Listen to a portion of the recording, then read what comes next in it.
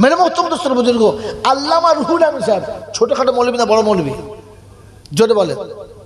আরে বাংলা যাকে বড় মৌলানা বলে স্বীকৃতি দিয়েছে আল্লামা রুহুল আমিন সাহেব বসিরহাটের, নাম শুনুন নাই? বিখ্যাত আলেম না ছোট আলেম? জোরে বলেন। বঙ্গ বিখ্যাত আলেম। আমি না দেওবন্দি বলি উল্টো পাল্টা বলছি, তিনি তো আপনাদের দলের আলেম। তো বঙ্গ বিখ্যাত আলেম আল্লামা রুহুল আমিন সাহেব লিখেছেন, কোন মুসলমান যদি হারামটাকে হালাল মনে করে বউ শেষ। তিনি আরো শর্টে লিখেছেন, কোন মুসলমান যদি গান শোনে তো তার বউ তালাক হয়ে গেছে, সে যেন সঙ্গে সঙ্গে আলেমদেরকে বিয়ে পড়িয়ে নেয়, নাহলে আগামী ছেলে করে সব হারামি হবে। কে গান শোনে এখানে? হ্যাঁ, এখানে কেউ শোনে না, শুধু খালি থাকাল বলবো না। মেরে মহতম দোস্তর বুজুর্গ আল্লাহওয়ালা ভাইরা, জ্ঞানী জন্য সুদী মানুষরা, কারণ গান শোনা হারাম। গান শোনা কি? আর এই হারামটাকে যারা শুনেছে, কিতাবুল ইমানে আছে কোন মুসলমান যদি হারামটাকে হালাল মনে করে ইমান শেষ। আর কিতাবুল নিকাতে আছে কোন মুসলমানের মধ্যে একজনের ইমান চলে গেলে বিয়ে শেষ। আগামী দিনেতে ওর যত বাচ্চা হবে হারামই হবে, আর যতদিন বিবির সঙ্গে সাক্ষাৎ করবে, মেলামেশা করবে, পুরোটাই হারাম হবে। মন থাকবেন চাল্লা, মন থাকবেন চাল্লা আমার আল্লাহ ভাইরা, জ্ঞানের জন্য সুধী মানুষেরা। যদি গানটাকে হালাল মনে করে, হালাল মনে করার নমুনা, হালাল মনে করলে সে আর এহতিয়াত করবে না, সে তখন বুকে বল করে সাহস করে চলবে। হ্যাঁ না? আর যখন সে হারাম মনে করবে তখন সে মানুষের সামনে লজ্জা পাবে, লুকোবার চেষ্টা করবে, নিজেকে এড়াবার চেষ্টা করবে। তখন বুঝতে হবে জিনিসটা অবৈধ, কিন্তু বেচারা সামালতে পারছে না, করছে। কিন্তু একজন ভালো মানুষ দেখলে, আলেম দেখলে, দিনদার লোক দেখলে এড়িয়ে যাচ্ছে, এই বন্ধু কর বলছে পারছে। তখন বুঝতে হবে ও গান শোনে ঠিক আছে, কিন্তু হালাল মনে করে না। প্রকাশ্য আলাল এলান বুকে বল দিয়ে যদি বলে চলবে, তো শোনেন ইমান শেষ। এরকম বেয়াদব এখানে কেউ আছে? হ্যাঁ না বল না? আছে? নাই। কিন্তু আমি আপনাকে দেখাবো, আছে বলে দেখাবো। মুসলমানের ছেলে বলেন, 15 টাকা বিয়েতে 15 টাকা নেওয়া হারাম না হালাল? জোরে বলেন। বিয়ের আগে টাকাটা লোক ডেকে লিখিতভাবে কথাবার্তা হয়েছে নয় নাই? আরে লিখিত হয়েছে নয় নাই যে 3 লাখ টাকা 6 ভরি সোনা আর এই জিনিস বিয়েতে আপনাকে দিতে হবে, লিখছেন লেখে নাই? এটা লোকের সামনে না প্রকাশ্যে না গোপনে? জোরে বলেন। প্রকাশ্যে না গোপনে? প্রকাশ্যে, দলিল সহ। এরপরে যদি মেয়ের বাপ ছেলের বাপের হাত ধরে কেঁদে বলে, বিয়াই আমার দেওয়ার মতো এখন এতটা ক্ষমতা নেই, আচ্ছা 2 লাখ টাকা নেন, 1 বছর বাদে আপনার বাকি 1 লাখ টাকা দেবো। এরপরে 1 বছরের মধ্যে টাকা সে দিতে পারে নাই, এরপরে যদি ছেলের বাপ মেয়ের বাপের কাছে গিয়ে বলে, আপনি ছোট লোকটা কি গো, হ্যাঁ কত দাম নেই কেন, কিংবা বৌমাটাকে আপনি লাঞ্ছিত করছেন কিংবা কষ্ট দিচ্ছেন, তাহলে বুঝতে হবে আপনি শুয়োরের জন্মে। বোকা কথা খান।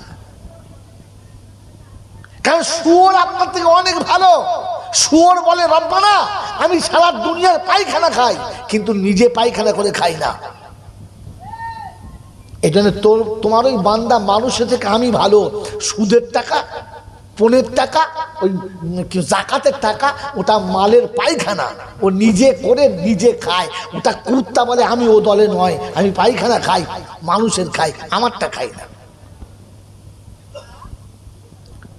এত টাকা নেবার সময় প্রকাশ্য নিয়েছেন, আপনার ইমান আছে কিনা সন্দেহ আছে। ইমান আছে বলতে কোন দলিল নাই। এর পরে দিতে পারে না, ফের আবার মেয়েটা বড় অত্যাচার। আপনার এরপরে যে ইমান আছে বলে যে বলবে তার ইমান থাকবে কিনা সন্দেহ আছে। এইরকম হারাম খোর মরে যাবে, আর এরকম বলবি ভয়ে মুখ লুকুছে সামনে আয় না, ওই রকম হারাম খোর মরে যাবে, আর এরকম ওরা আমাদের জানাজা পড়তে হবে। হ্যাঁ না বলেন? আবার না পড়লে বলবে আপনি জানাজা পড়েন নাই, ও কি জানাজা পড়বে? ওকে মুসলমানের কবরস্থানে মাটি দেওয়াটাই ঠিক না। ওর উচিত ছিল ঠ্যাং ধরে বাইরে ফেলে দেওয়া।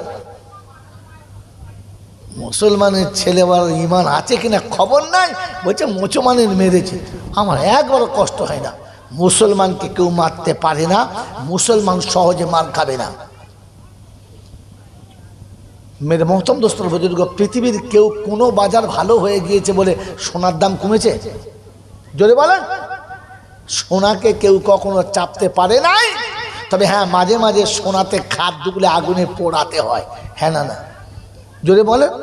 জামাতে কেমিক্যাল দিলে পরিষ্কার হয়, কাপড়ে কেমিক্যাল দিলে পরিষ্কার হয়, গায়ে সাবান দিলে পরিষ্কার হয়, ঘর বাড়িতে লিকুইড মারলে পরিষ্কার হয়, আর সোনা পরিষ্কার করতে গেলে আগুনে ডুবাতে হয়। তো মুসলমান যখন খাদ ঢোকে তখন দুবার ঝাঁটা খেতে হয়, তা নাহলে মাল সোজা হয় না। কথা বুঝে এসছে বাবাজি? এই জন্য শুনিয়ে দিয়ে গেলাম, ঠান্ডা মাথায় মনে রেখে দেবেন, রবের ইচ্ছাতে চললে তোমার নাজাত, রবের ইচ্ছায় চললে তোমার আমার নাজাত। তার ইচ্ছার বাইরে গেলে একেবারে ফুল পেটাই, বাঁচাবার কেউ নাই, কেউ নাই। এই জন্য মেরে মোহতম দোস্তর বুজুর্গ, আল্লাহওয়ালা ভাইরা, কোনো আমল যদি করতে চান করবেন, বারণ করবো না, কিন্তু তার আগে কোনো ভালো আলেমের কাছে জিজ্ঞাসা করবেন, আমি তো এই ডিজাইনের মাল, আমার দ্বারা আমল করা চলবে? এটা আমি আমল করতে পারি? তা না হলে মরণের সময় কলমাও নসিব হবে না আপনার এই ভুল আমলের কারণে। আল্লাহ আপনাকে আমাকে ভাবার তৌফিক দান করুক, বলুন আমিন। এই জন্য কি শোনাচ্ছিলাম বলেন, বলেন বলেন কি শোনাচ্ছিলাম? কোনো মানুষের ইলিম শিক্ষা ফরজ। একজন মানুষ নামাজ পড়ে নাই, তাই আমরা কি বলি, এ শালা ঘুরে গেছে বেনামাজি মানুষ নাকি না, বলি না? বলি না? ঘৃণা করি। একজন মানুষ মদ খায়, ঘৃণা করি। একজন মানুষ সুদ খায়, ঘৃণা করি। করি না? করি না? কারণ মদ খাওয়া হারাম, মদ খাওয়া হারাম, সুদ খাওয়া হারাম, বেনামাজি মানে হারামি, যায় না। জোরে বলুন। হ্যাঁ, আর যে ইলিম শেখে নাই ও কি? সব থেকে বড় বিয়াদব সে। কারণ প্রথম ফরজ এটা ছিল ইলিম শিক্ষা করা। আপনার আমার হুঁশ আছে? নিজে তো ইলিম শেখেন নাই, বাচ্চাদেরকে ইলিম শিখাবেন সেই ইচ্ছাও নাই। আছে? আছে? এত প্রোডাকশন হচ্ছে, এত বাচ্চা তৈরি হচ্ছে, কটা আলেম করেছেন, কটা হাফেজ করেছেন? তার মানে আপনার ইলিম শিখার গরজটা, আপনার ইলিম শিখার ফরজ এটাই আপনি জানেন না, আর যদিও জানেন তো মানেন না। একজন মুসলমান যখন ফরজ অস্বীকার করে, ইমান টেকানো মুশকিল আছে। এই জন্য মেরে মোহতম দোস্তর বুজুর্গ, আয়াতের তরজমা করে দিই, আপনি বিরক্ত হবেন, আমিও বিরক্ত হব না, পালিয়ে চলে যাব। আল্লাহ শোনাচ্ছে, মা বাপকে ভাত দিলে আমার ইচ্ছায় দিতে হবে। কার ইচ্ছায়? কার ইচ্ছায় বলে? আল্লাহর ইচ্ছায়। কথা বলেন, কার ইচ্ছায়? এ বেচারা মুখে কাপড় দিয়ে এমন বসে, মনে হয় কথা বলবি না। তবে করছে নাকি? তবে করেছেন কথা বলবো না বলে? কথা বলুন, কার ইচ্ছায়? আল্লাহর ইচ্ছায়। আল্লাহর ইচ্ছা কিরকম? তো আল্লাহ বলছে, আমার ইচ্ছা আমি বলে দিচ্ছি, শুনে নে। আল্লাহর মতো দয়ালু সত্যি পৃথিবীতে কেউ নেই। কোন দিকটা বলি আপনাকে, বলে নিই কথাটা। তার থেকে দয়ালু কেউ নেই। পৃথিবীর কোনো মানুষ অপরাধ করলে তাকে অপরাধের শাস্তি পেতে হয়, হ্যাঁ না না?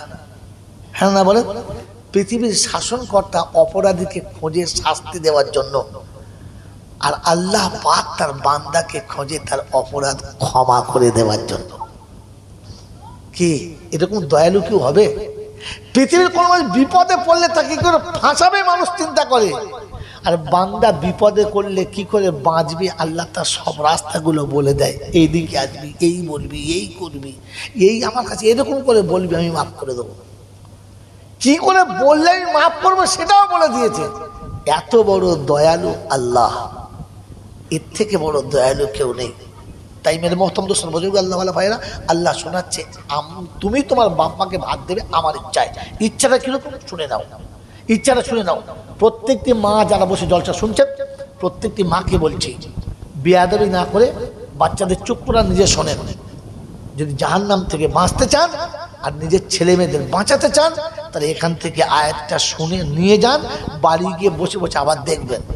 আল্লাহ পাক বলেন, ওয়াকাযা রাব্বুকা আল্লা তা'বুদু ইল্লা ইয়্যা ওয়া বিল ওয়ালিদাইনি ইহসানা ইম্মা ইয়াবলুগান্না ইনদাকাল কিবারা আহাদুহুমা আও কিলাহুমা